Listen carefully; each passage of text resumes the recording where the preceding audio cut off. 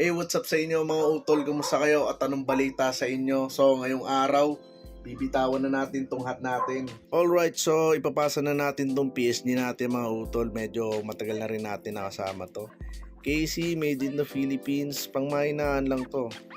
So, ingat ka sa bago mong amo. Sana ingatan ka niya. Mura lang natin pinasa tong pinstripe na white mga utol. So, mabait naman yung buyer. Kaya, ipasa natin sa kanya kasi nandyan na rin yung rider sa labas. Okay, safe na yung hat. Tara, bigyan natin sa rider.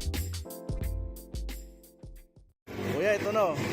Gayang Paranaque pa to, no? Sige kuya. Ayan, so binigay na natin kay kuyang rider.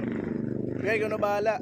Sige. Siya nga pala mga utol, naghahanap ako ng pwedeng makapalitan para dito sa San Francisco 49er Sideway. Offer lang kayo mga utol, comment na kayo sa baba, baka meron kayong pwedeng ipalit dito sa PSG ko. Mababaw ang fittings nito mga utol, drop offer lang kayo kung trip nyo.